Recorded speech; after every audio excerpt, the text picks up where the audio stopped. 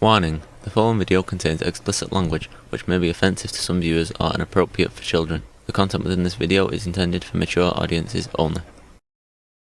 Warning: this video is a candid exploration of the Dune universe using both Frank and Brian Herbert's novels.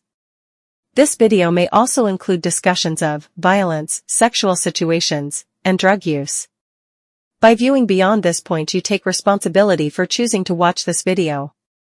All views expressed in this video are mine alone, and do not reflect any person or people, or any group or groups. Thank you, and please have a great day.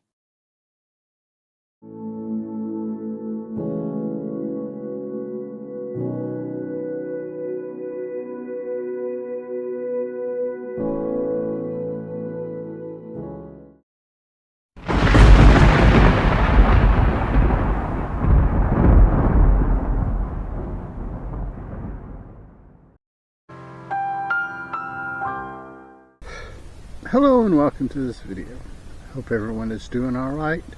Hope everyone is having fun, and I hope the universe is treating you fairly. Today's video is we're going to be talking about Children of Dune. Just a heads up, once I finish Children of Dune in this series of videos, I'm going to take a break and probably do some non-Dune related videos out of two reasons. A, to give myself a break, to give you all a break, and I got to refresh on some of the finer details of God Emperor Dune, Heretics of Dune, and Chapter House Dune. So that's just that. Like I said, I'm going to take a break, probably 2-3 videos. I hope you're enjoying these videos where I'm outside. So yeah, I enjoy doing them outside. I enjoy being outside, and they're just good videos. I mean, I figure I got to be out watching the chickens because we're at that time of year where we've got baby predators, we've got young coyotes, young bobcats and stuff like that prowling around. So I got to kind of be out with the chickens, and I enjoy being out with the chickens.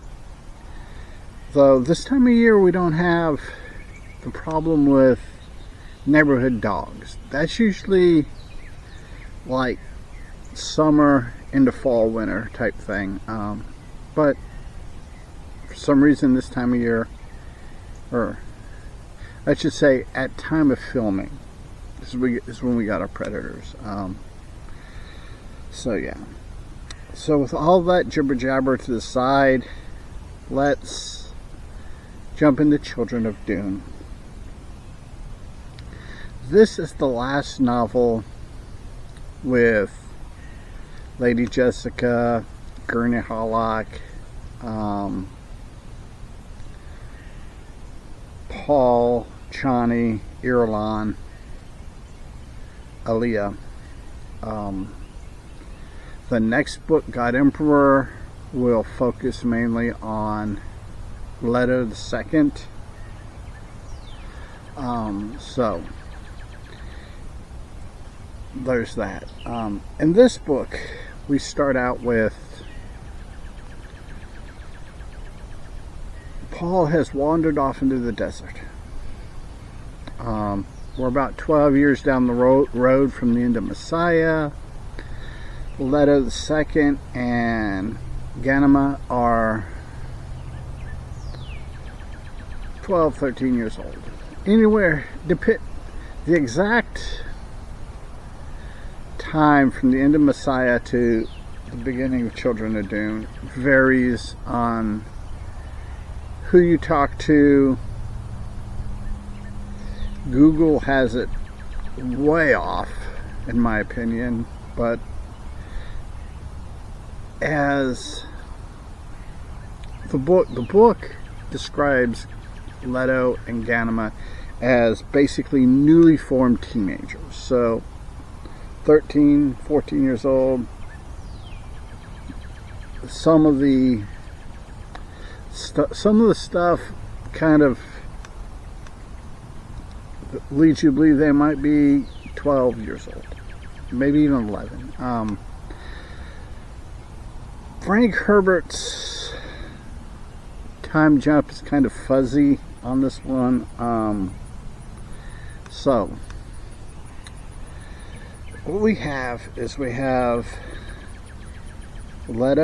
and Ganima are being taught, groomed, whatever, to be the next Emperor and Empress of Dune, or of the known galaxy. Known universe, actually. Ashleigh is their regent, and she is succumbing to the ego memory of Vladimir Harkonnen, Baron Vladimir Harkonnen, simply because his ego memory is strong enough to drown out all the other ones. And for Ashleigh, it's kind of like heroin. She just has to have that shot every now and then, and it just gets her going. She's married to the Duncan Ghoul at this point. Her mom, Jessica, has decided that her and Gurney are going to return to Dune, just kind of as a visit, see the grandkids, see what's really going on, seeing how far into Abomination Ashleigh has slid. At this point, for Jessica, it's just rumor. Ashleigh is threatened by this, so with the influence of Vladimir Harkonnen, she tries to have her mom assassinated when she gets to Dune. There's a couple other assassination attempts, and Jessica winds up fleeing Dune to Seleucia Secundus, where between books, between Messiah and between Children of Dune, the Padishah, the former Emperor Padishah,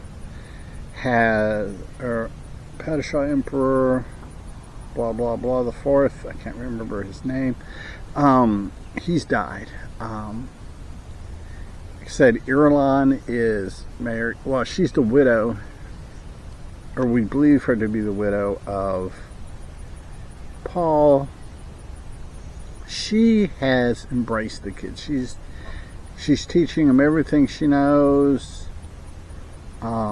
being, a good surrogate mother with Chani's death. I kind of think she feels guilty for being the cause of Chani's death, but it is what it is. If you read the books, and I highly suggest, highly recommend reading all 6 of Frank Herbert's books. I kind of get the idea that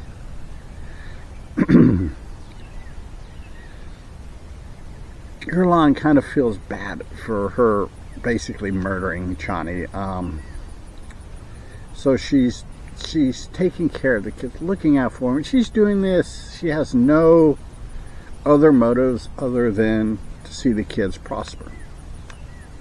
Now, on Seleucia Secundus,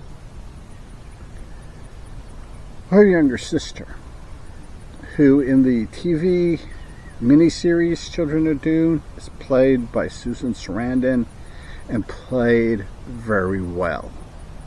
The only problem with it is, in the books, her sister, Irulan's sister, is much younger than Irulan is, and Susan Sarandon was much older than the actress playing Irulan. So that throws that out of whack, but it's not a deal breaker.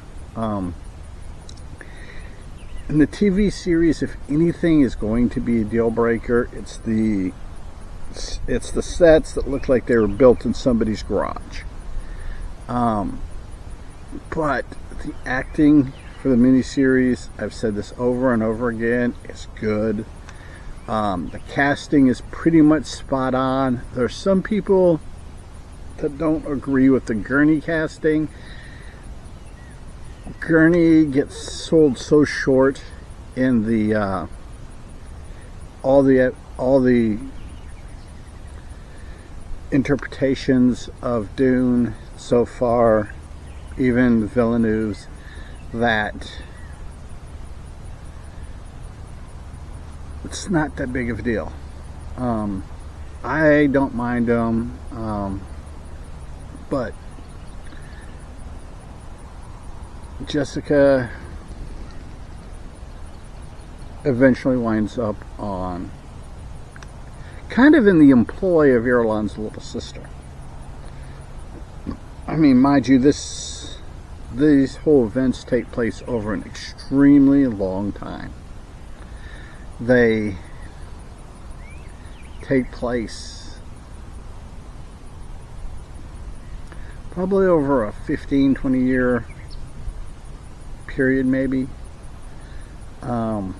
because Irulan's younger sister is introduced as about a 5 or 6 year old boy. She's about to say he's about the same age, maybe a little younger than Ganima and Leto.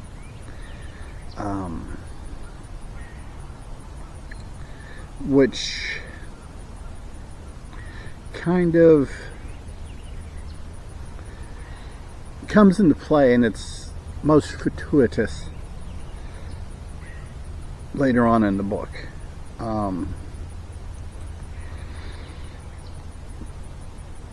While Leto and Ganima, like I said, they're kids. They were born because of Chani's insane intake of spice. They were preborn, but they weren't preborn from the water of life. They were preborn from spice.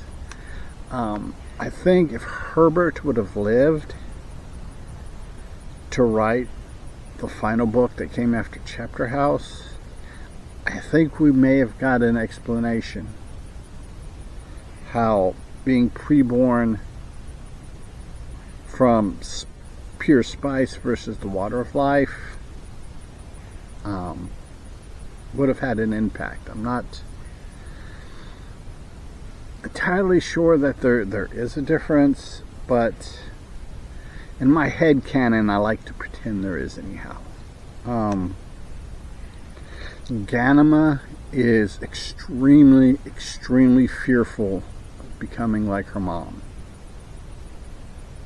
Or not her mom, her aunt, Alia. Well, Leto, on the other hand, is embracing it. He's forming his own, within his own mind, with all his ego memories. He's forming kind of a council of egos, for lack of a better term.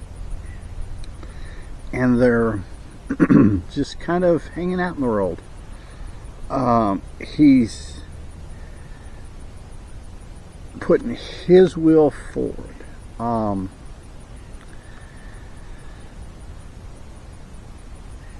He's forcing himself, Leto, to be the dominant ego. He does have the help of one of his ancestors that lived thousands and thousands of years before Paul, and it's kind of innuendo that it might be somebody like Genghis Khan or Stalin or somebody like that, somebody that was a very powerful military person, very domineering, but things that they were taught from Irulan, who was a Bene Gesserit, who, in the books, it's made plainly clear that she was, yes, she was Bene Gesserit, but she wasn't anybody special. She wasn't super good student. She was bad student. She was kind of meh at her abilities. And what she did teach, what she had to teach, she taught to Leto and Genema.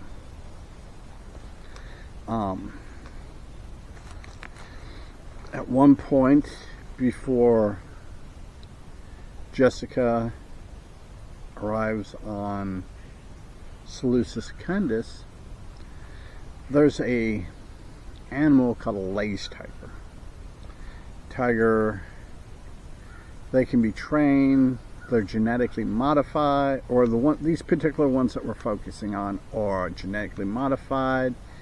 They've been trained to specifically hunt down Leto and Genema because they have a notorious habit of sneaking out of the palace and just roaming the desert, which infuriates both Irulan and Alia. Though the ego memory of Baron Harkonnen is kind of going, would it really be so bad if they got dead?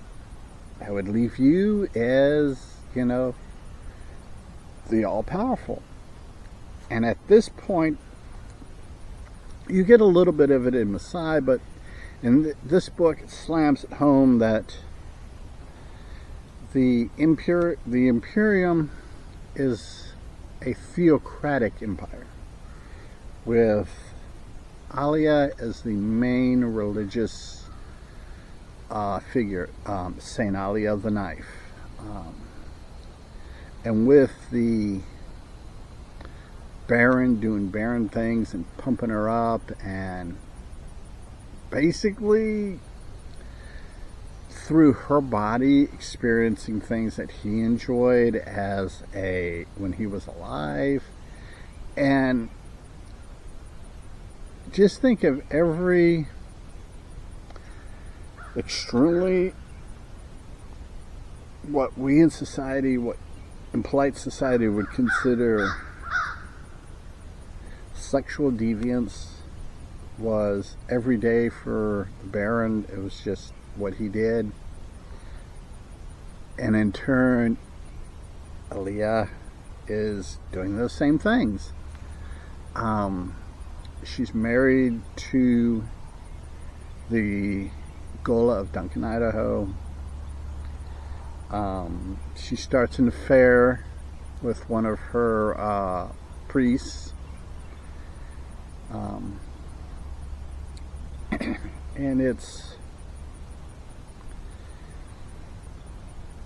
this is right around the time that Jessica gets spirited off to Seleucus Secundus, if I remember correctly. And while all of this crazy is going on, you have a desert wanderer just shows up. Basically being as blasphemous as he can be. He is known as the preacher. He is talking 9 yards of cash shit about Paul Atreides, Muad'Dib, the religion, the Bene Gesserit, how Alia is just this depraved sicko. And there's speculation, actually, if you read the book, I don't consider this a spoiler, because in the book we find out like 2 sentences into the introduction of the preacher that yes, this is Paul Atreides. Paul Atreides has been hanging out in the desert. He's actually been hanging out with a bunch of rather suspicious people, people that, you know, smugglers and stuff of that nature. So he is pissing off the establishment, just preaching and yelling, and the more that Alia clamps down, the more popular he becomes.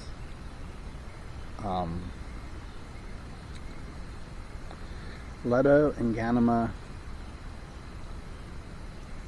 have one of their excursions where they get out is when they have to deal with the lace tigers. Leto had foreseen this in prescience, and before they went out, they knew it was going to happen. But because of Ganima's fear of being of the abomination from being preborn, she hypnotizes herself to the point that whatever happens with lace tigers, if she leaves, her mind will believe, to the point that true slayers, nobody could detect it, that Leto was killed. They're out in the desert. They have the skirmish with the lace tigers. They kill them. Leto kind of disappears, and the hypnotic thing kicks in. She's rescued. He's captured by some of the same people that Paul was hanging out with, and he's off doing his own preacher thing. He's in Arakeen, pissing people off, pissing the establishment off. Gurney Halleck has showed up. Gurney Halleck has been separated from Jessica during the assassination attempts, and was beneficial in getting Jessica off planet, which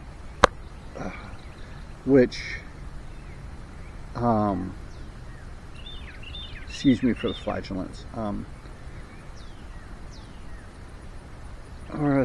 She got Jessica off planet, in which Alia spun this as her mother being kidnapped by evil forces. Mind you, she's sending her people out to rescue Jessica, but basically Jessica is not to return to Arakeen alive.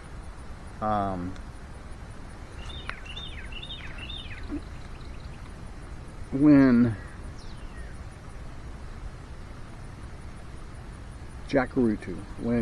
it's Jakarutu, you have Jakarutu, which is a Fremen siege, old Fremen siege that was abandoned. It was believed to be cursed. It's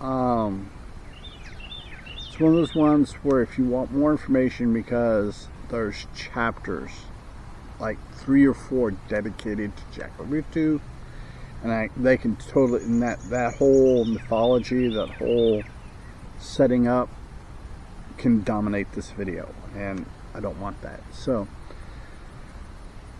Leto finds his way to Jakarutu. He's captured. Gurney Halleck is there. And basically, they are force-feeding Leto spice. They are attempting to do synthetically what Paul did willingly in Dune. Convert water of life into a non-lethal. Except they don't have the water of life, they have just tons. They're trying to overdose them on spice. And the descriptions of him with this much spice in his system remind me of some of the feelings and sensations when I was much, much younger, like almost 30 years ago, with psilocybin. It's that kind of, and if you've had psilocybin, or if you've had extremely high doses of THC, you know what I'm talking about. And if you haven't, it's hard to describe. So this is another one where I have to tell you to go read the book, because it goes on. This goes on forever, and it's well written, and there's a purpose to it, and it's just not. There's story, there's plot movement, there's character development, but it is a slow, lengthy process that is worthy of reading for yourself. Eventually, Leto escapes. Leto has got so much spice in his body. He finds a pre-spice, which is a wet area in the desert where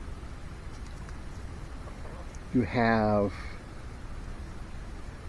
sand trout, which are larvae form of the worm, sandworms. He bonds with them,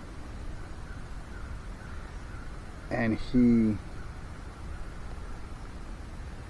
the book describes Fremen children playing with the sand trout, because our human body has moisture, and they're drawn to moisture. They absorb moisture, so the area can be dry enough to have a worm, so they can come together and form a worm. That's its own process, and I may go into that in a later video. I don't know. So I'm going to go ahead and call the video good here. I'll finish out Children of Dune, then we'll take a Dune video break. So until next time, everybody, remember to be a good human, be good to other humans. Peace. Hey, it's 10 p.m. Do you know where your children are?